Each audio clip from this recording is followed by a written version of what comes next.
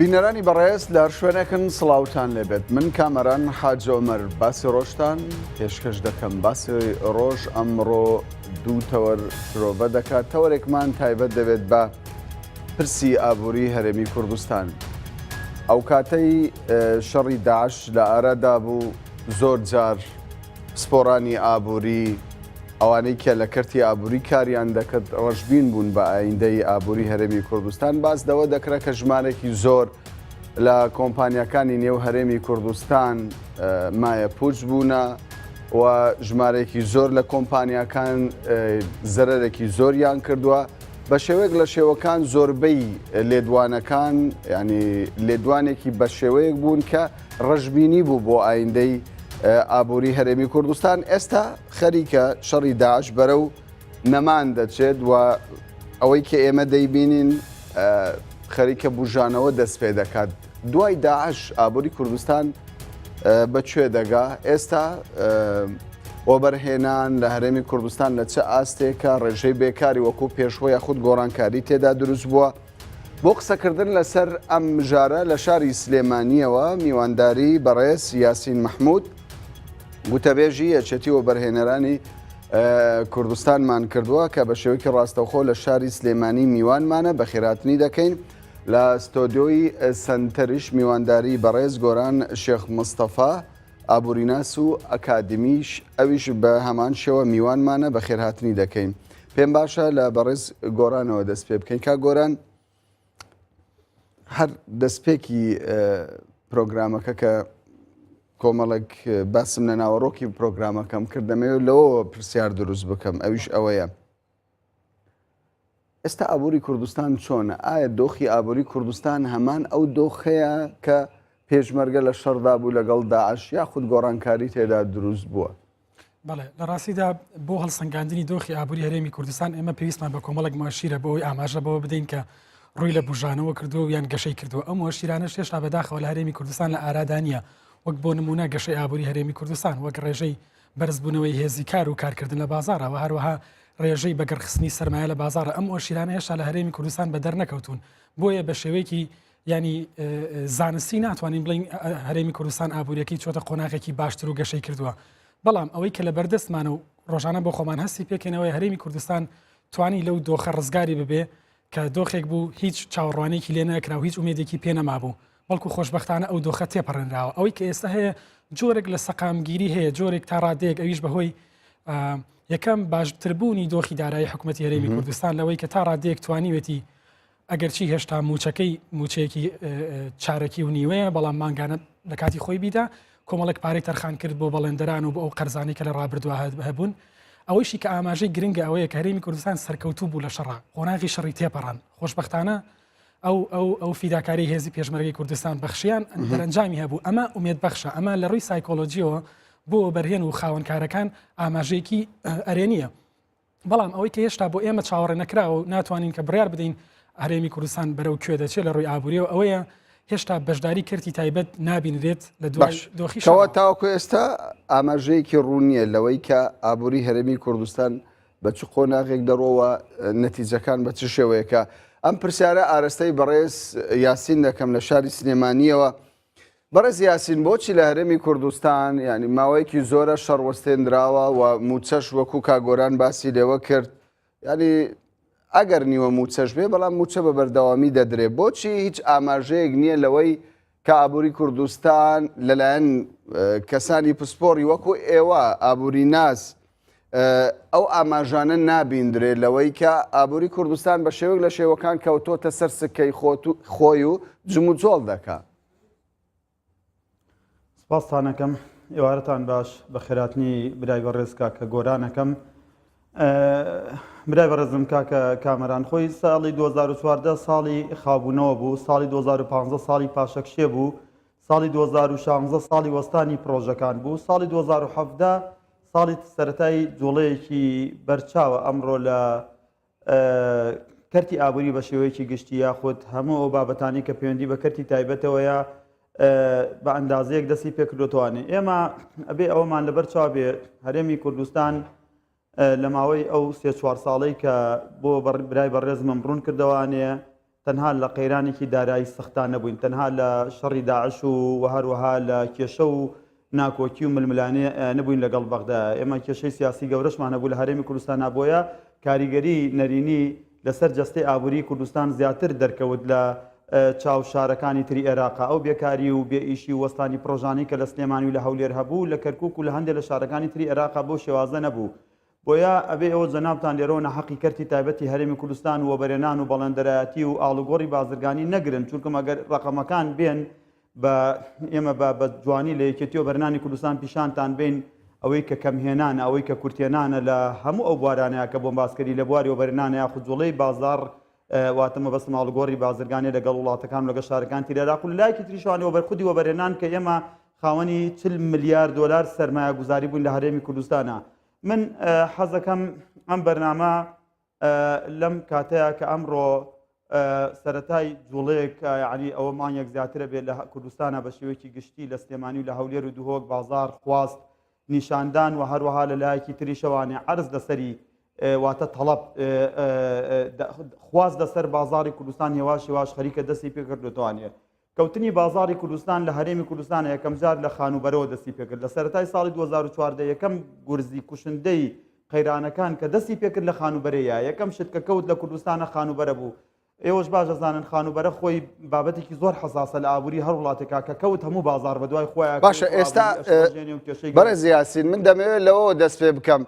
یعنی ئێمە وەکو ڕۆژنامەوانان کە لە شەقام و لە شوێنە گشتیەکان سیر دەکەین بە شێوەیەک لە شێوەکان جموجۆڵ هەیە لە هەرێمی کوردستان، هەندێک لە کەرتی گەشتیاری یاخود لە کەرتی نیشتە جێبوون جارێکی دیکە دەست بە ئاوەدانی و دەست بە پرۆژە کراوەتەوە. ئێوە وەکو کەسێک لە کەرتی وەبەرهێنان کار دەکات لە بوارەکەی ئێوەدا هیچ ئاماژەیەک هەیە کە جموجۆڵ دەستی پێکرد بێتەوە؟ لە ساڵی 2016 واتاگە 2016 بەراوردکەین بە 2017 جیاوازی زۆر بەرچاو ئەبینین. حتا لە ئێمە کە باسی بۆ نمونە کەرتی نیشتەجێبوون بە نمونە بۆ برای خۆمێنوانەیە، ئێستا حاڵی حاضر ئێمە لە هەرێمی کوردستانە 5500 نووسینگەی کڕینی فرۆشتنی خانوبەرەمان هەیە. تا 2016 نزیکەی 1500 نووسینگە هەر لە کار کەوت بوو، بەڵام لە 2016 کە سیرمانە کرد لە مانگێکە ئەسڵەن گرێبەستێک لەو نووسینگانایە حتمەن بوو ئەنجام بدرێت، کە لە کاتێکا لە 2013 6 بۆ 7 گرێبەست ڕۆژانە ئەنجامەدراکردن و فرۆشتنی تیاکرا. بەڵام لە 2017 ئێمە بە پێی حتا من ئێستا لەسەر داوای سەرۆکایەتی ئەنجومەنی باڵای وەبەرهێنان ئێستا راپۆرتێکمان حاضر کردو لەسەر ئەو بوارە هەستیارە بە جوانی ئێستانە ئێمە یعنی ئەوەمان ڕوون کردوتوانێت لە چەند ڕۆژی داهاتوو راپۆرتین بە خودی سەرۆکی ئەنجومەنی باڵای وەبەرهێنان کاک نەچیرەڤان بەرزانی و بە ئەنجومەنی باڵای وەبەرهێنان کە بواری نیشتەجێبوون لە هەرێمی کوردستانە ئەگەر ئەم جارەی کە ئێستانە هێواش هێواژێستا جوڵەی بازار دەستی پێکردێتەوە. بە جددی کاکە حەزەکەم ئەوت پێ بڵم لە ساڵی 2017 ئێمە خەریکە هەناسەیەک هەڵ ئەمژینەوە چ لە پرۆژەکانی نیشتەجێبوون لە هەرێمی کوردستانە و هەروە چ لە نووسینگەی کڕین و فرۆشتنی خانوبەرەکان کە پێشتر وەک بۆم باسکردن لە بەرنمەیەکی ترا بە هەزاران هەلی کار تەنها لەم پرۆژانەی ئێمە و لە پرۆژەکانی نووسینگەکانی خانوبەرایە بوو. بۆیە ئەم ساڵی 2017 ساڵێکە جوڵەی بازار دەستی پێکردێتەوە، بەڵام ئێمە لەم ساڵی 2017 بە پێویستیمان بەوە هەیە بۆ ڕێخستنەوەی بازاری هەرێمی کوردستان و واروەها بۆ ئەوەی ڕێگری بکەین لەو بڕیارانەی کە تورکیا و کەندا و داویانە بۆ ڕاکێشانی سەرمایی عێراق. باشە دواتر دێمەوە سەر ئەو تەوەرە. بەڕێز یاسین بێگومان من لێدوانێکی جەنابیشتم خوێندۆتەوە بازدەوە دەکەی کە ژمارەیەکی زۆر لە سەرمایەداری هەرێمی کوردستان ڕوویان لە تورکیا کردووە، ڕێگەزنامەی تورکیان وەرگرتووە، دواتر دێمە وڵات. ئێستا دەچمە دێمەوە لای بەڕێز گۆران. ئێستا ئێمە گەشتبین بین بە ئابووری کوردستان لە ئایندەدا ئابووری کوردستان باش دەبێ، حکوومەتی هەرێمی کوردستان دەتوانێت لەسەر پێی خۆی بوەستێ عەلەل ئەقەل لەوە دۆخی کە ئێستا هەیە تێپەڕ بێ. ڕاستیدا بەپی ئەوانەی کە بەردەستن لە ئابووری هەرێمی کوردستان ئەشێ ئێمە گەشتبین بین. ئابووری هەرێمی کوردستان توانایەکی بەرزی هەیە، بەڵام جۆرێک لە ساڵانی ڕابردووە لە خراپ بەگەرخستن هەبووە. بۆ خۆی خودی ئەوەی کە کاک مەلا یاسین باسی کرد بەشێکە لە بەهەڵە بەگەرخستن. ئەگەر لە ساڵانی ڕابردوو پرۆژەکانی نیشتەجێکردن جۆرێک ئیجابی بوون، بەڵام ئێستا ئیتر ینی هەرێمی کوردستان پڕ بووە لە شوخە و خانووی بەتاڵ. دواتر ئەم جۆرە لەوە بەرهێنان خزمەت بە دۆخی ئابووری هەرێمی کوردستان لە دوورمەودا ناکە. ئابووری هەرێمی کوردستان بریتینی لە تەنیا پرۆژەکانی نیشتەجێبوون. هێشتا هەرێمی کوردستان کەمترین پرۆژەی پیشەسازی قورسی هەیە لە کاتێکا دەواازێکی گرنگە بۆ عێراق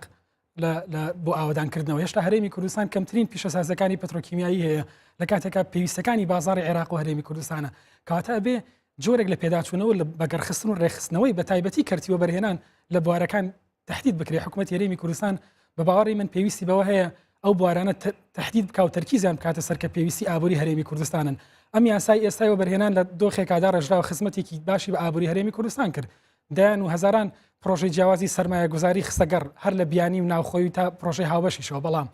بۆ دۆخی ئێستا بۆمان دەرەکەوێ هەرێمی کوردستان لەگەڵ ئەو شێوازەوە بەرهێنانە ئەگەر کە لە ڕابردوو ئەنجامی داوە بەردەوام بێ هیچ قازانجێک نە بە خودی وەبەرهێنەرەکانە گەێنێ نە بە بەکارهێنەرەکان لە هەرێمی کوردستان ئێستا هەرێمی کوردستان ئەوەندە پێویستی بە کەرتی وەبەرهێنەران نیە لە بواری نیشتەجێبووندا لە کەرتی نیشتەجێبوون ئەو ئامارانی کە لە کەرتی نیشتەجێبوونە هەیە پێمان دەڵێن ئەوەی کە ئێستاش تا ئێستا کراوە زۆر زیاتر بۆ لە پێداویستی ناخۆی هەرێمی کوردستان ئەو جۆرە لە بازارش کە هەیان بۆ بازارێکی بەرزی دروست کرد بریتی بۆ لەو قازانجە خێرایی کە کەسێک لە من ئەم کڕی لە جەنابەت منیشم فرۆشتەوە بەیەکێکی تر قازانجمان پێ کرد ئەم جۆرە بازارێکی خێرایی باوان بەخشی وای کرد زۆرێک لەوە بەرهێنەران ڕووکەن ئەو کەرتەی نیشتەجێبوون و لەبەرەوەی قازانجێکی خێران لێ بەدەستەکەوت قازانجێکی خێر بەڵام ئەوەی کە پێداویستی ئابووری هەرێمی کوردستانە ئەوەی کە ئێمە لە دەرەنجامی لێوردبوونەوە لە ئابووری هەرێمی کوردستانە بینین ئابووری هەرێمی کوردستان لە چەند بوارێکی گرنگە شایانی ئەوەی وەبەرهێنانی گەورەی ئەنجام بدرێ بۆ نمونە لە بواری پیشەسازی لە بواری گەشتیاریە کە بۆ ناوچە بۆ هەرێمی بۆ عێراق ئێستا هەرێمی کوردستان تەنها دەواازەیەکە بۆ گەشتیاری هەروەها پیشەسازەکانی پترۆکیمیاوی ئێمە سەرمایەکی گەورەمان لە نەوت و غاز هەیە هێشتا پیشەسازەکانی پترۆکیمیاییمان دانەمەزراندەوە ئەمانە پێویستیان بە وەبەرهێنەر هەیە حکوومەتی هەرێم ناتوانێت ئەگەر بێ لە سەرکەرتی پیشەسازی ینی هەرێمی کوردستان وەبەرهێنەرێک دەتوانێت لە چ بوارێکدا ینی سەرمای خۆیەوە حاڵی حاضر بەپێی راپۆرتێکی وەزارەتی دارایی عێراق تەنها بۆ ئاودانکردنەوەی مووسڵ عێراق پێویستی بە 30 میلیارد دلار هەیە کەواتە ئێستا بەس بۆ ئاودانکردنەوەی مووسڵ هەرێمی کوردستان ئەتوانێت سوود لەو پیشەسازیانە ببینێت کە لە بەرامبەر ئاودانکردنەوە بۆ ئاودانکردنەوە بەکاردەهێنرێت هەرێمی کوردستان خاوەنی چەند پیشەسازیێکی بچووکی قورسەوەکو چیمەنتۆ و شیش لەوە زیاتر ئێمە ئەوانی ترمان نییە لە کاتێکە پێداویستەکان هەموو ئەو پرۆژە نیشتەجێبوونانش کاگمەلا یاسین باسی کرد کە پێشتر ئەنجام دراون و زۆر باشە ببورێگەرم ئەم بەرگەیان تاوکەم زۆرینەی ئەو پێداویستیانەی کە پرۆژەکانی نیشتەجێبوونیشان پێ ئەنجام داوە لە دەرەوە هاوردەکراوە واتە پیشەسازی هەرێمی کوردستان نەکەوتە سەردەی ئێستاش هەر بە هەمان شێوە ینی لە دەرەوە هاوردە دەکرێت و کەلوپەلان ئەمە خاڵی لاوازی وەبەرهێنانە لە هەرێمی کوردستان زۆر باشە بەڕێز یاسین پێ دوایە بۆچی وەبەرهێنەری نێوەخۆی تەنانەت دەرەکیش پەنا دەباتە بەر کەرتی نیشتەجێبوون لە هەرێمی کوردستان بۆ گەڕخستنی سەرمایەکەی لە هەرێمی کوردستان بۆچی دەگەڕێتەوە ئایا ئەمە هەتا چەند ڕاستەکە وەکو کاگۆرانیش باسی لێوە کرد قازانجێکی زۆر زوو دەوڵەمەندبوونی لەو کەرتەدا ینی دەستە بەردەکە من 100% تەیدی برای بەڕێز کاگۆرانە کەم ئێمە لەماوەی ڕابردووە وەبەرهێنەرەکانی کوردستان کە پەنەمان برد بۆ نیشتەجێبوون تەنها لەبەر ئەوە بوو کە قازانجەکەی قازانجێکی بەپەلە بوو هەروەها بەپەلە کۆمەڵە خەڵک دەوڵەمەند بوو بە هەتا بوون بە سەحەبی سەرمایی زۆر گەورە بەهۆی نیشتەجێبوونەوە بەڵام ئەوەش لایانی ئیجابی هەبووە زۆر کەس لەو وانەی کە پرۆژەی نیشتەجێبوونیان ئەنجام داوە دەوڵەمەند بوون ئێستا خاوەنی پرۆژەی گەورەی استراتیژیشن لە بواری پیشەسازیە من حەزەکەم لێرەوە ئەم هەلە بخۆزمەوانێ یەک دوو سێشتی زۆر گرنگتان بۆ باسکەم یەکێک لەوانە حکوومەتی هەرێمی کوردستان ئێستا ئاوڕێکی زۆر جددی لە کەرتی پیشەسازی و گەشت و گوزار و کشت و کاڵ داوەتەوانێ حتا لێرەوانێ ئەوە ڕاگەێنم لە پێش ماوەیەک قەرارێکی وەزارەتی سامانە سروشتەکان یەکەم دەستگاکە جوڵەی پێکرد ئێمە نامەیەکمان بڵاو کردەوە بەیان نامەیەک ئەم کوردستان 24 بوو دوای ئەوەی کە ئێمە ئەو مەوزوعەمان گەرم کرد یەکسەر سەرۆکاتی ئەنجومەنی وەزیران کۆبوونەوەیکی کرد لەگەڵ خاوەن کارگە گەورەکان و لەگەڵ وەبەرهێنەرەکانە لێوانەیە خێر و بەرەکەتێکی گەورە ڕووی کردە پیشەسازی بەڕێز یاسین ینی تۆ باز دەوە دەکەی کە کۆمەڵی گۆڕانکاری گرنگ لە کەرتی پیشەسازی کوشت و کاڵ حکوومەتی هەرێمی کوردستان هەنگاوی ناوە کۆمەڵە گۆڕانکاری کردووە دەکرێت پێمان بڵێ ئەو گۆڕانکاریانە چین ئایا کاریگەری هەبووە لەسەر ئابووری چکارگەیەکی دامەزراندووە کە جێگای باسکردن بێ بەدڵنیایەوانەیە من لێرەوانەیە ئەوە ڕاگەێنم کە حکوومەت هەرێمی کوردستان نزیکەی ئەوە بۆ دوومانیەک ئەڕوات بۆ 3 مانگ ئەڕوا قەراریدا حکوومەتی خۆمان حیمایە پاراستنی بەرهەمی خۆماڵی هەرێمی کوردستان ئەو بەرهەمانەی کە پێگەیشتون بە تایبەتی هەندێک بەرهەمی زۆر گرنگ کە ئێوە کاگۆران باسی کرد چیمەنتۆ ئاسن و کەرپوچ و هەروەها بۆری و کۆمەڵێ معمەلی زۆر باشمان هەیە لە کوردستان ئەوەی کە ئێستا زۆر گرفتی بەڕێز یاسین ینی ئەوەی کە زۆر گرفتی لە هەرێمی کوردستان ئەوەیە کە ئێمە ینی خاوەنی بەرهەمی خۆمانین گەورەترین گرفتی ئێمە خاوەنی کارگەنین خاوەنی بەرهەمی خۆماڵینین هەموو ئەو شتانی کە دێت تا هەرێمی کوردستان ینی بەرهەمی بیانیە خۆی لە هەموو دنیا یاسا و هاندان زۆر بنەمای سەرەکین بۆ دروستکردنی ژێرخانیش لە وڵاتەکانی دنیاە زۆربەی زۆریان متەفقن لەسەر ئەوە ژێرخانی باش بریتێ لە پیشەسازی و لە کشت و کاڵ و لە گەشت و گوزار ئێمە بووین بە خاوەنی پرۆژێ ئێستا هەرێمی کوردستان چیتر پێویستی بە هەندێک شت نەماوە بەڕاستی یەکێک لەوانە من یەک نمونەی زۆر بەسیطانێمە لە بواری گەشت و گوزارە ئەمڕۆ ڕۆتانەی دوو لە هەولێر کەوتێلێکی 5 ستارەیە بە سەرمای 200 میلیۆن دلار کرایەوانێ لە سلێمانی و لە هەولێر و لە دوهۆک ئێستەیتر ئێمە بۆ 10 ساڵی تریش پێویستیمان بە وتێلی 5 بەڕێز یاسین ئەگەر دوور بکەوینەوە لە مەسلەی ڕکلامکردن زیاتر ئێمە تەرکیز بخەینە سەر مەسلەی ئابووری بەڕێستان لە نووسینێکدا لە لێدوانێکدا ئاماژە بەوە دەکەن کە زیاتر لە 5,000 سەرمایەداری هەرێمی کوردستان چۆتە تورکیا و لە پێناو ئەوەی ڕەگەزنامەی تورکی بەدەست بهێنێ هەر یەکە لەو سەرمایەدارانە 3 میلیۆن دۆلاریان وەگەر خستووە لە بواری ئابووری لە هەرێمی کوردستان یعنی ئەمە ینی بۆ خۆشت بە شێوەک لە شێوەکان باز دەوە دەکەی کە ئەمە مەترسێکی گەورەیە بۆ سەر هەرێمی کوردستان ئەو هەموو پارە بچێتە دەرەوە لە هەمان کاتیشدا تۆ ئێستا دەڵێ حکوومەتی هەرێمی کوردستان کۆمەڵک پرۆژەی گرنگی کردووە من ینی تێناگەم لە شێوازی دەربڕینی قسەکانت بەڕێز یاسین بگوێگرە برای بەڕێزم مەجالم بە هەندێک شتێ بۆ ڕوونکەمەوە ناکرێ مەسەن ناوەی ڕاست بێ ئێمە بیبینین بە چای خۆمان باسی نەکەین ئەوەی لە تورکیا ڕوویدا ئەوە سیاسەتی ئەو وڵاتەیە دوای ئەوەی کە وڵاتە تۆزی اقتصادیان کێشەی تیا دروست بوو ئەوان ئەیانوێت سەرمایی دەرەکی ڕاکێشن تەنها بۆ کوردستان و عێراق ئەمایان نەکردوان بۆ هەموو دنیا ئەمایان کردو هەر کەسێ ڕێگا پێدراوە بێ لە ڕووی ئەمنیەتەوە لە تورکیا ئەگەر 3 میلیۆن دلار پارە بەرێتە ئەو وڵاتەوە تا 3 ساڵ ئەو مڵکەی کە ئیکڕ یاخود ئەو سەرمایەداری کە ئیکا تا 3 ساڵ کڕین و فرۆشتنی پێوە نەکات و 100 کەس بخاتە ئیشەوە لە تورکیا جنسێ دەنێ ئێمە کە ئەمەمان بروژان من یەکەم کەسم ئەم بابەتەم بروژان بەڵام 5,000 سەرمایەدار هەر یەکە 3 میلیۆن بەڕێز یاسین ئەم ئامارە ینی ئەم ئامارە لە چێ دێ یاری گەورەترین گرفت لە هەرێمی کوردستان وەکو باسی لێوە دەکرێت نەبوونی پارەیە نەبوونی دراوە لە هەرێمی کوردستان ینی ئەو هەموو پارەیە بۆ لەلایەن ئەو سەرمایەدارانە یاری ئەم ژمارەیە چۆن لە لای بەڕێستانەوە دەستەبەر بووە بەڵێ قوربان خۆی بەڵێ چاوە ڕاستەکە مەزانی چی گوێگرە ئەم ئامارە تورکیا خۆی بە بێمنەتانە بڵاوی کردەوە سەرڕای ئەوەی کە 5,000 کەس لە عێراق و لە کوردستانە ناوی خۆیان نووسیەوە بۆ وەرگرتنی جنسێ کە بای 3 میلیۆن دلار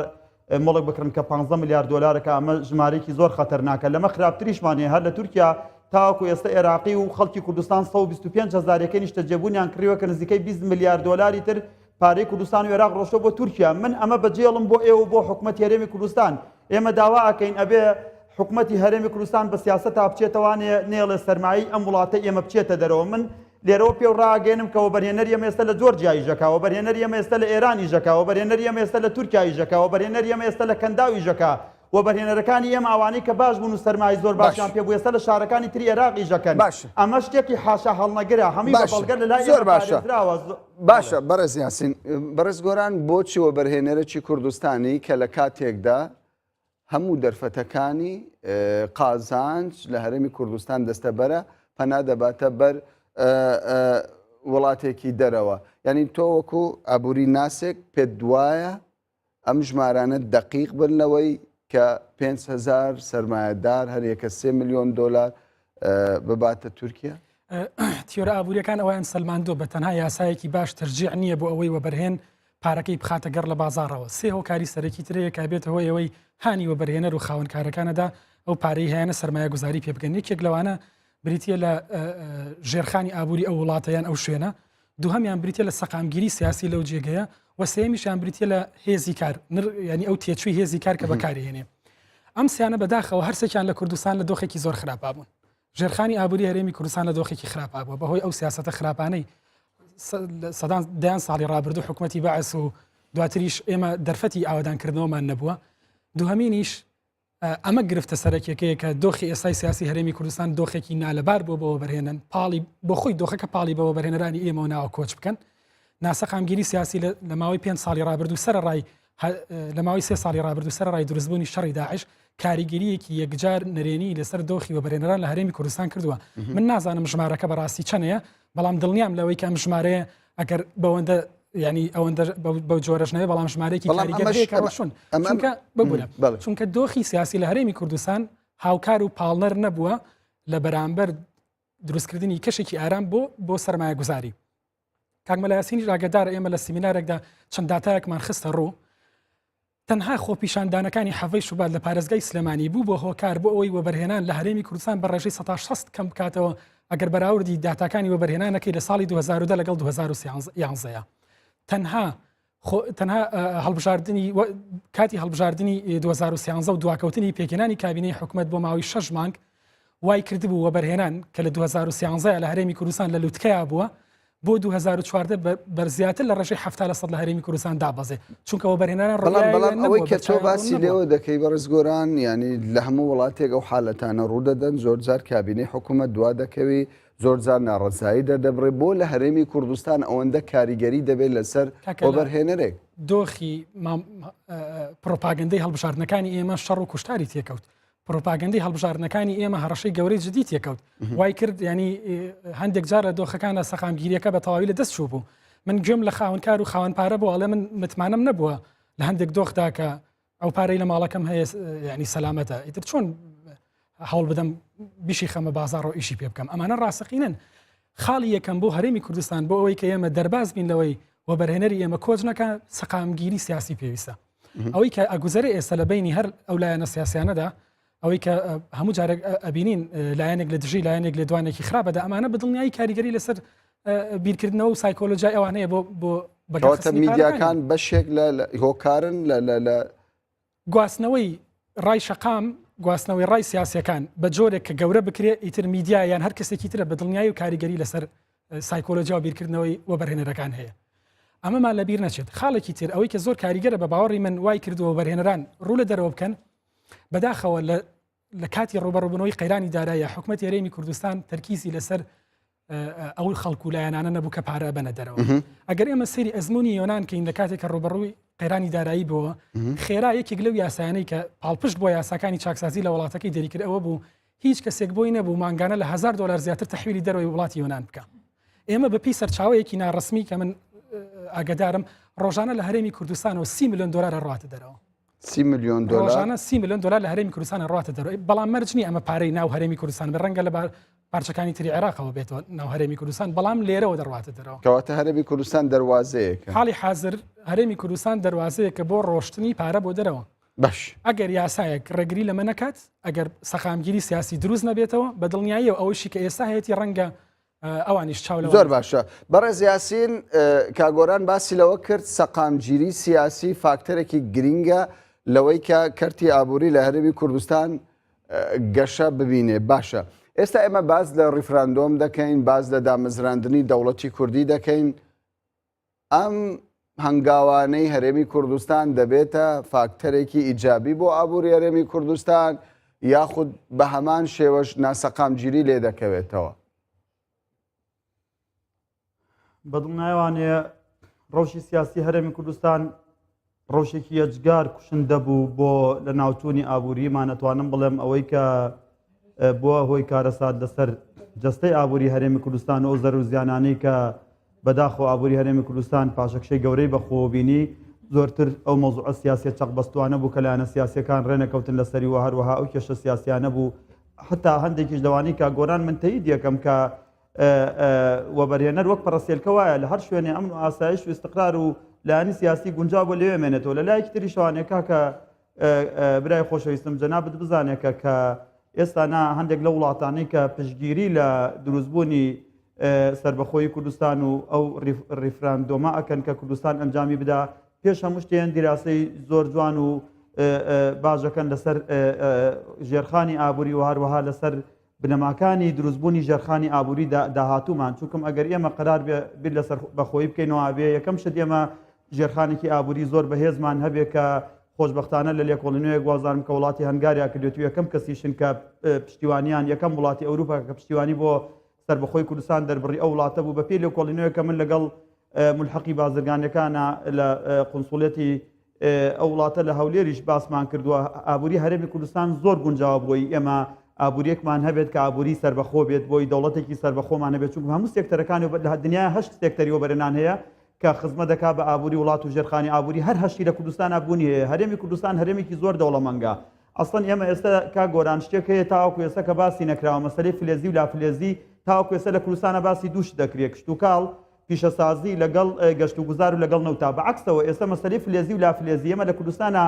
کێوی ئاڵتونیمان هەیە کە تاوەکو ئێستا دەستی بۆ نەبراوە لە کوردستانە ئێستا ئێمە کێوی ئاسنمان هەیە کە یەک پارچە ئاسنە دەستمان بۆ نەبردووە دەیان جۆر فۆسفات و گۆگرد و شتی کانزاییمان هەیە کە دەستمان بۆ نەبردووە هەرێمی کوردستان هەرێمێکی زۆر دەوڵەمەنگە بەڵام ئەگەر لە ڕووی سیاسیەوە سیاسەکان ڕێکەون و دەستخەنە ناو دەست یەک و چیتر ئەم ملشکانە لە کوردستانە کۆتایی پێبێت کە بە جددی بەداخەوانێ ئەم چای بەو هەڵنایە ئەو چای بەو هەڵنایە هەرێمی کوردستان زۆر زۆر لەوە گەورەترە کە ئێمە باسیەوەی بکەین بڵێن چەند میلیۆن دۆلار یاخود چەند میلیارد دۆلار لە هەرێمی کوردستانە بەعکسەوانە بەپێی لێکۆڵینەوەی کە لە وڵاتی بەریتانیا لە ساڵی 2008 ئەنجام درابوو لەواشی ئەگەر ئێستا ئێوە جەنابتان پەیوەندی بکەن بە خوشکە بەیان سامی عەبدوڕەحمان و ئەو ڕاستیتان پێ بڵێ هەرێمی کوردستان ئەگەر ئەم کێشە سیاسیانە و ئەم قەیران و شەڕی داعشە دروست نەبووایە و بازاڕی نەو دوای لێ نەهاتە لە جیهانە تا ساڵی 2020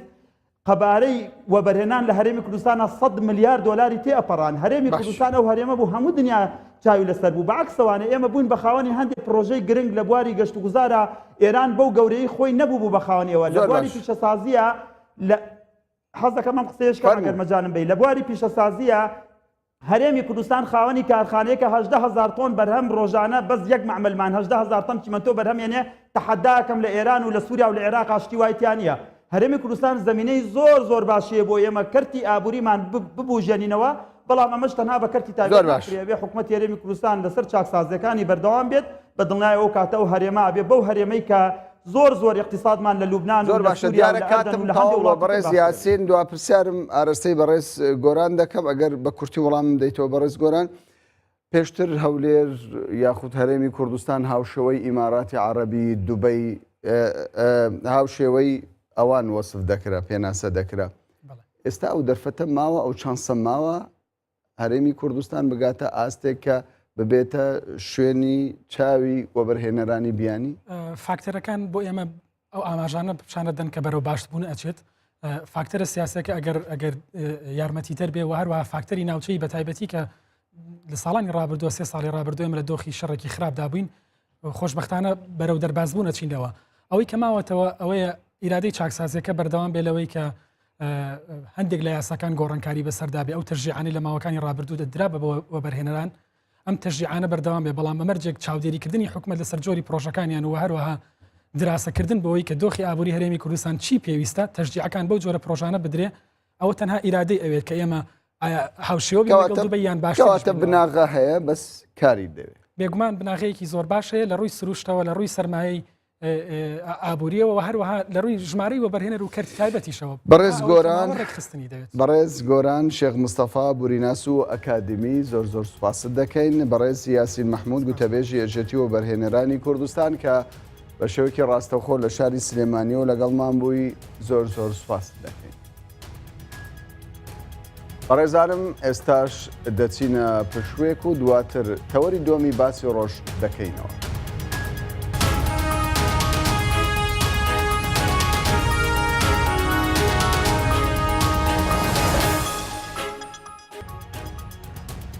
جارێکی دیکە سڵاوتان لێبێت.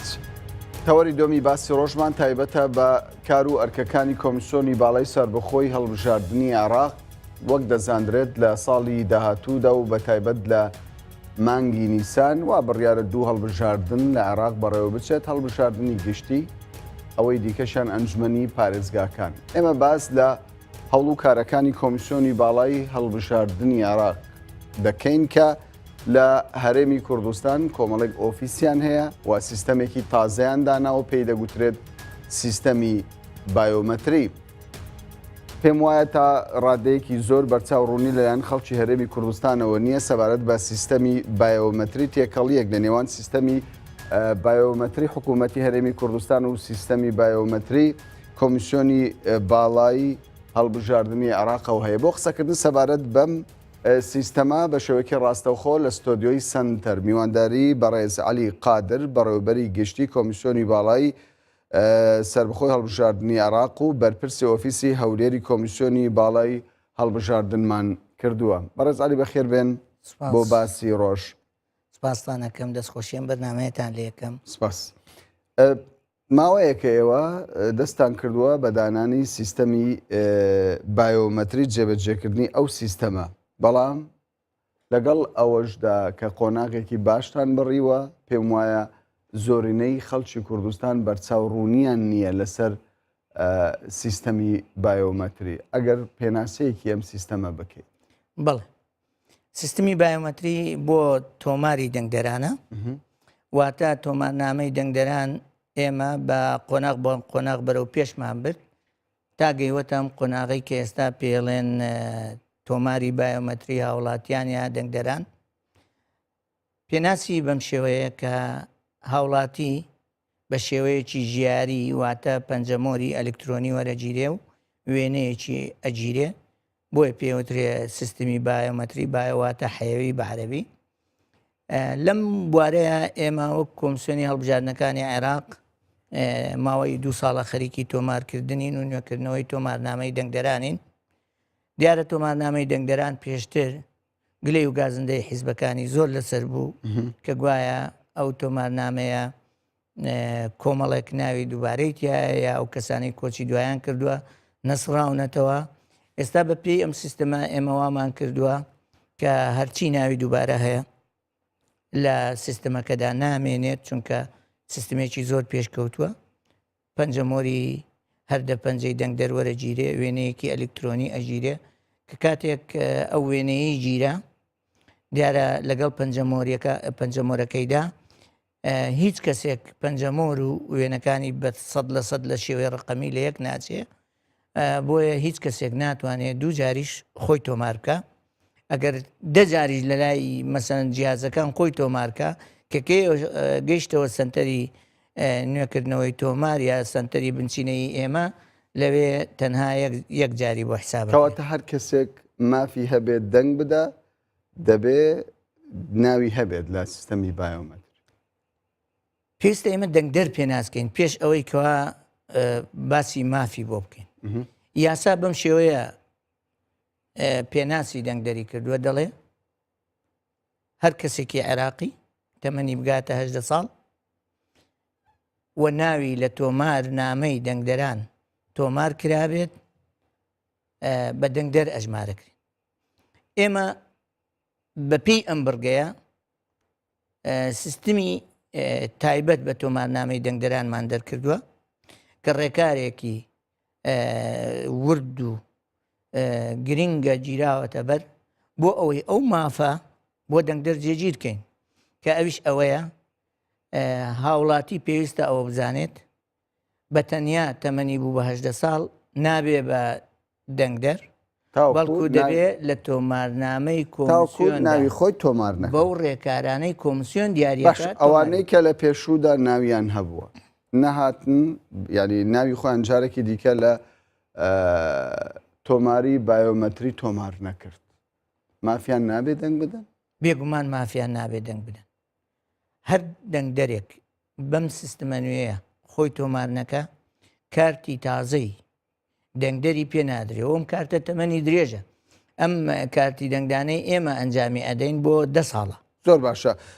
ینی من دەمەوێت پرسیاری کورد بکەین و وەڵامی کورتیش، چونکە زانیاری زۆر پێم وایە هاوڵاتیان پێویستیان بە زانیاری زۆر هەیە. کەی ئێوە پرۆسەکەتان دەست پێ کردو و کەی کۆتایی؟ ئێمە لە مانگی 5 2015 دەستمان پێ کردووە و بەردەوامین. پێم وایە ئێستا پرۆسەکە لە نزیک بوونی کاتی هەڵبژاردنە دەوەستێت بۆ ئەوەی ئەو تۆمارەی ئەنجامی داوە کارتەکانی پێچاپ بکات و لە هەمان کاتدا کارتەکان دابەش کاتەوە. منەمەیە هاوڵاتیان ئاگادارکەمەوە 6 مانگ پێش هەر هەڵبژاردنێک ئەنجام بدرێت تۆمارنامەی بایۆمەتری ئێمە بۆ هەڵبژاردنە ڕادەگیرێت کارتەکان چاپەکەنەوە و لە هەمان کەواتە کاتدا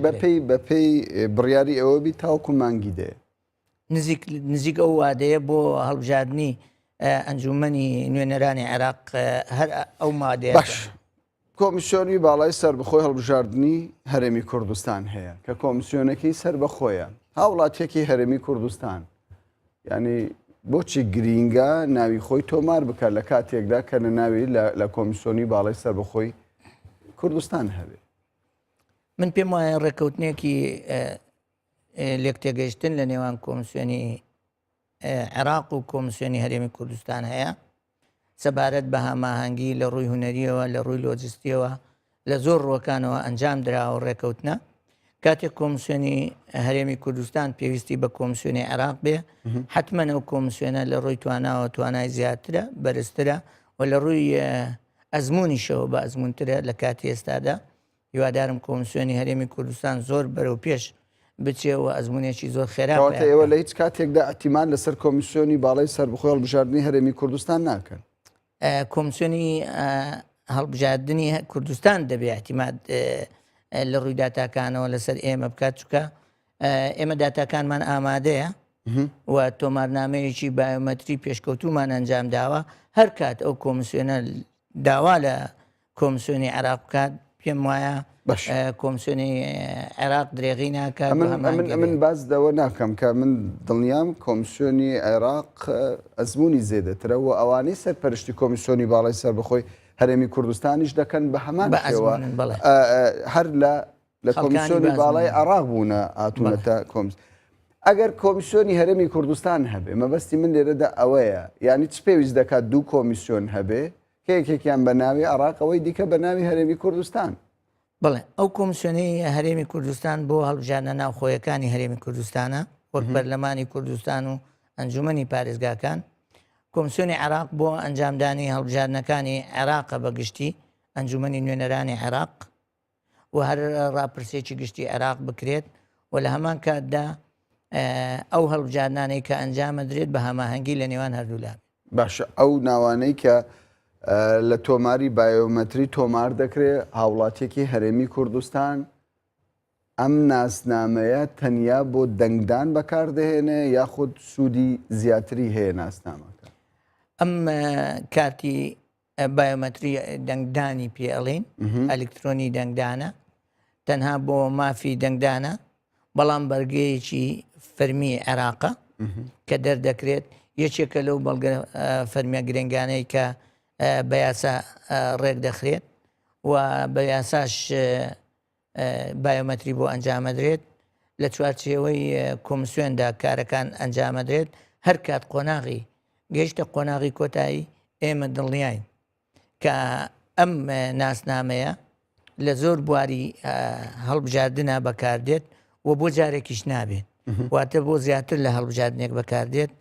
چ ڕاپرسی بێت لە ماوەی ئەو 10 ساڵەدا ئەنجام بدرێت وە چه هەڵبژاردنە ناوخۆیەکان یا هەڵبژاردنەکانی گشتی عێراقێ باشە هاوڵاتیەک دەنگدەرێک کە بیۆ ناوی خۆی تۆمار بکە دەبێت پێداویستێک لەگەڵ خۆی بهێنێ ئێمە کارتێکی ئەلکترۆنی 2014مان هەیە پێویستە هاوڵاتی ئەو کارتە بێنێت واگەر ئەو کارتی 2014 وەرنەگرت بێتەوە پێویستە سەردانی ناوەندی دابشکردنەوەی کارتەکان بکات ئەوانەی 2014 کە وەریان شارەکان لە هەموو شارەکان ناوەندێکەیە ئێمە ناوەندەکەمان لە قوتابخانەی سامانە بۆ هەولێر دیارە لەوێ کارتەکەی ئەدەنێ و تۆماری بایۆمەتریشی بۆکەن حەزەکەم بوارێکم بی لەو قوتابخانەی سامان دەکەوێتە چ گەڕێکێک لە گەڕشت 32 پارکە حەزەکەم من ئاماژە بەوە بکەم هاوڵاتی دەتوانێت سەردانی هەر ناوەندێکی ئێمە بکات لەوێ کە کارتی ئەلکترۆنی دەنگدانی پێبێت لەگەڵ فۆرمی خۆراک 2014-2015 کەمتر نەبێت لە هەمان کاتدا پێناسی باری شارستانی دەبێت پێبێت لە بەرەوەی زانیاریەکانی تۆمارەکرێت یا یەکێک لە بەڵگە فەرمیەکانی ترکە هەیەی ئەو کات ڕێکاری تۆمارکردنی بۆ ئەنجامەدرێت و هەر لەوێش ئەگەر کارتەکەی نەمابوو یا دڵنیان نەبوو لەوەی وەری گرتووە یا وەری نەگرتووە چکە ئێمە زیاتر لە 100,000 هاوڵاتی لە 2014یان نەچووە بۆ کارتەکەی وەری بگرێتەوە، نەچووە بۆ هەڵبژاردن دەنگیش بدە. واتە زیاتر لە 100,000 هاوڵاتی هەولێر بەشداری پرۆسی هەڵبژاردننی نەکردووە کە 111 دەنگدەرانەکە هەر لە ڕێوە. بۆیە ئێمە ئەو سیستەمەمان کە داناوە لە هەموو ناوەندەکانی ئێمە پێی دەڵێن کارتەکەت وەرگرتوتەوە بزرت کردووە یان پێی دەڵێن کارتەکەت وەرنەگرتوتەوە ئێستا لە لای ئێمە پارێزراوە بچۆ ناوەندی سامان وەریگرەوە لەوێت تۆماری بایۆمەتریشی بۆ ئەنجامەدەی. باش ئەم سیستەمە چی ئیزافەیەک دەکات لە کاتێکدا زۆر جار گلەی لەوە دەکات ناوی دووبارە هەیە ینی خەڵکانێک بە ساختە ناویان تۆمار کردووە؟ هیچ وڵاتیەک ناتوانێت دوو جار خۆی تۆمار بکات لە عێراقا بەگشتی نەک لە هەولێرایە لە سلێمانیا یا لە کوردستان چکە سیستمەکە گشتگیرە لە یەک ناوەند بە یەک داتابیس بە یەک بەرنامە بەراورد دەکرێت. لە عێراقا بەگشتی هیچ وڵاتیەک ناتوانێت ئەگەر لە بەسرا خۆی تۆمار کرد بێ لە هەولێرش خۆی تۆمارکە بڵێن نادۆزرێتەوە بە پێچەوانەوە هەمووی ئەدۆزرێتەوە. ئەمە لە ڕووی دووبارەوە دووبارە بوونەوەی نییە ئینشاءڵڵا. لە هەمان کاتیشدا لە ڕووی ئەو کەسێک خۆی ئامادە نەبێت تۆماری بایۆمەتری بۆ ئەنجام نادرێت بەوەش ئەو کەسانی لە ژیاندا نەماون دیارە خۆتەزانی تۆماری بایۆمەتریان بۆ ئەنجام نادرێت. بم شێوەیە تۆمارنامەی دەنگدەرانی کۆمسیۆن پاک دەبێتەوە لەو کەم و کوڕیانی کە پێشتر ڕخنەی لەسەر بوو. تۆمارنامەیەکی تازە دروست دەبێت کە لەگەڵ ڕەوتی پێشکەوتنی کۆمسیۆنە گونجاوە یەکانگیرە و لەگەڵ ئەم گەشەی ئەلکترۆنی کە ئێستا لە جیهانە هەیە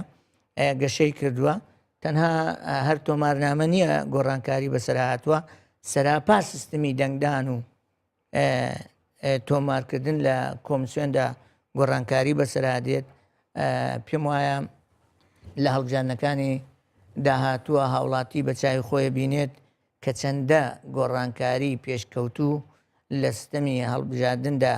ئەنجامەدرێت کە ئەبێتە جێی متمانەی هەموو ئەوانەی کە بەشدارە بن. باش تاوکو ئێستا لە سەدا چەندی هاوڵاتیان دەنگدەر سەردانی ئەوەی کردووە؟ ئێمە بپێ ئەو کارانەی ئەنجامێ دەین بۆ چەندین خەڵک تۆمار ئەنجامەدەین. ژمارەیەکی زۆر پەناهەندەمان لەلایە ئەوانەی مووسڵ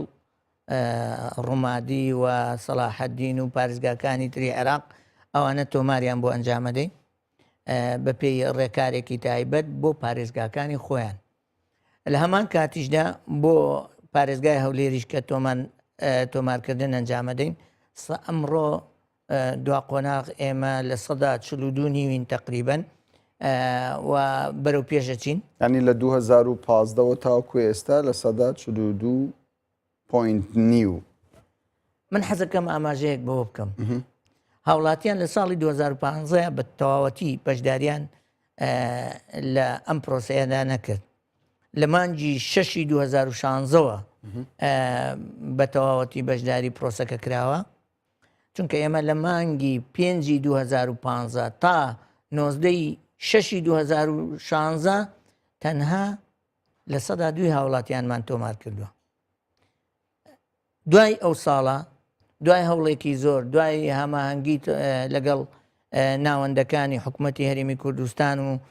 بڕیارێک لە ئەنجومەنی لە دیوانی سەرۆکایەتی حکوومەتی هەرێمەوە دەرکرا کە ئەو هاوڵاتیانەی سەردانی فەرمانەکانی حکوومەت دەکەن پێویستە بەڵگەنامەی تۆماری خۆ تۆمارکردنیان پێبێ. بەوە ڕێژەی تۆمارکردن بەرزەوە بوو و ناوەندەکانی ئێمە زیادمان کرد چونکە ئێمە لەسەر ئەساسی یا لەسەر بنچینەی سەردانی هاوڵاتیان ناوەندەکانەکەینەوە. بەم شێوەیە ئێمە گەیشتوونێتە 142 و هیوادارم هاوڵاتیان لەم سێمانگەی ئێستادا کە 158 دەنگدەرانمان ماوە سەردانێکی زۆر ڕاستەقینەمان بکەن. دەتوانن لە ماوەی ئەو 6 مانگەی ماوە ینی تەواوی ئەو هاوڵاتیانە پێشوازی بکرد؟ بێگومان ئەگەر بە شێوەیەکی ڕێکخراو سەردانمان بکرێت ناوەندەکانمان چاوەڕوانی هاوڵاتی نەکات ئەو ڕێژەی بۆی دانراوە تۆماری بکات من دڵنیام لەوەی لەم ماوەیە ڕێژەیەکی زۆر باش تۆمارەکەین لە هەمان کاتیشدا ئەگەر هەستمان کرد پێویستمان بۆیە تیمی زیاتر بخەینەگەڕ بێگومان لەوەشدا پەلە دەکەین و تیمی تازەش دروست دەکەین. ئێستا ڕێژەی بەشداربوون چەندە؟ لە قۆناغی ئێستاە ڕێژەی بەشداربوون ینی زۆرە کەمە ئەو دڵخۆشکەرە نییە. من لێرەوە لە ڕاگەیانەکانی ئێوە داوا لە هاوڵاتیانەکەم کە سەردانی ناوەندەکانمان بکەم، داوا لە فەرمانکانی حکوومەتی هەرێمەکەم کە بڕیارەکەی ئەنجومەنی سەرۆکایەتی دیوانی ئەنجومەنی وەزیرانی حکوومەتی هەرێم جێبەجێ بکەن بۆ ئەوەی بتوانین لەم ماوەی کە ماوە لە دەستی نەدەین زۆرترین هاوڵاتی تۆمار. باش ئێوە نووسنگەتان هەیە لە تەواوی گەڕەکەکان لە هەولێر و سلێمانی و دهۆک و ناوچە کوردستانیەکان؟ بەڵێ هەر پارێزگایەک نووسنگەی خۆی هەیە و هەر نووسنگەی پارێزگایەک چەندین بنکەی تۆماری بایۆمەتری هەیە. بۆ نمونە ئێمە زیاتر لە 50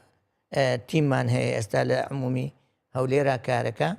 ئەم تیمانە بە بەردەوام لە خزمەتی هاوڵاتیان و ڕۆژانەش ئێمە دەواممان لە سعات 8 بەیانی تا 3 ئێوارەیە پێشوازی لە هاوڵاتیانەکەین لە تۆمارکردنی. زۆر باشە. بۆ ئەوانەی مادەی 140 دەیانگرێتەوە. مادەی 140 دیارە ئێمە مامەڵە لەگەڵ بازنەی هەڵبژاردن بە پێی فۆرمی خۆراک دەکەین. هەر هاوڵاتیەک فۆرمی خۆراکی 2014 2015 چ پارێزگایەکی بێ دەبێت لەسەر و پارێزگایە تۆمار بکرێت. هاوڵاتیانی کە پێشتر بە هەر هۆکارێک لە هۆکارەکانی پاکتاوی نەژادی ڕژێمی پێشوو یا بە هەر هۆکارێک لە شوێنی زێدی خۆیان نەماون هاتوون ئێستا لە هەولێر و شارەکانی تری کوردستان نیشتەجێن ئەوە مامەڵەی مادەی 140 جێبەجێ کردووە بۆ گەڕانەوە بۆ دۆخی ئاسایی خۆی بە پێی یاسای ژمارە 140 بە پێی مادەی 140 ئەو هاوڵاتیانە دەبێت لەو پارێزگایی خۆیاندا تۆمار بکرێن کە لێوەی ڕاجێزاوە هەر کەسێک کە لە هەولێرش دانیشت بێت بەڵام ناسنامەکەی پارێزگای نینەوە بێ دەبێت لەسەر پارێزگای نینەوە تۆمار بکە. لە هەولێر بۆی ناکرێت، لە هەولێر بۆی تۆمار ناکرێت. ئێمە بازنەی دەنگدان لە عێراقدا لەسەر بنچینەی فۆرمی خۆراک. ژمارەتان هەیە چەند کەس مافی دەنگدانی هەیە لە هەرێمی کوردستان؟ بێگومان هەیە ئێستا لە هەولێر 1,100,000 کەس مافی دەنگدانی هەیە. لە ساڵی چەند بوو ئەمە؟ بۆ قۆناغی ئێستا بۆ ئێستا پێشتر بڵێ ئێمە هەتا موالیدی 2000 باسەکەین لە دایکبوانی 2000 1,100,000 کەس مافی دەنگدانی. باش زۆر بە کورتی ئەگەر وەڵام من بدەیتەوە دەرەنجامی هەڵبژاردنەکان لە ڕێگەی ئەم سیستەمەوە زووتر دەردەکەوێت؟ بێگومان سیستەمی ئەم جارەی دەنگدان و ئەژمارکردنی دەنگدان و دەنگەکان و یەکلاکردنەوەی و ڕاگەیاندنی ئەنجامەکان بە شێوەیەکی ئەلکترۆنیەکرێ زۆر خێرا ماوەی چەند سعات دەرەنجامەکە و ینی بۆ نمونە لە ئەڵمانیا بە ماوەی 4 سعات دەرەنجام لە فەڕەنسا ماوەی 4 سعات دەرەنجام بێت. بێگومان ئێمەش بە هەمان سیستەم کارەکەین و لە هەوڵی ئەوەیان ڕاگەیانی سەرەتایی ئەنجامەکان لەو ڕۆژە لە ساختەش دوور دەبێت. لەو ڕۆژە تێنەپەڕێکە هەڵبژاردننی تیا ئەنجامەدرێت واتە ئەم جارە سندوقێکی جیاوازە ئەو سندوقە تەقلیدیە کۆنەوەتە ساختە زەحمەت دەبێت قورسە بێت زۆر زەحمە دەبێت ئەو کەسانەیە ئەو حیزبانەی بەو ڕێکارە زۆر باش گرە و بەرنەوە ناتوان. بەڕێز عەلی قادر بەرپرسی ئۆفیسی هەولێری کۆمیسیۆنی باڵای هەڵبژاردننی عێراق کە بە شێوەیەکی ڕاستەوخۆ لەگەڵمان بووی زۆر سوپاس دەکەین. سپاس بۆ ئێوە بۆ کەناڵ ئاز دەکەین. بینەرانی بەڕێز سپاس بۆ ئێوەش کە کاتی خۆتان بە ئێمەدا.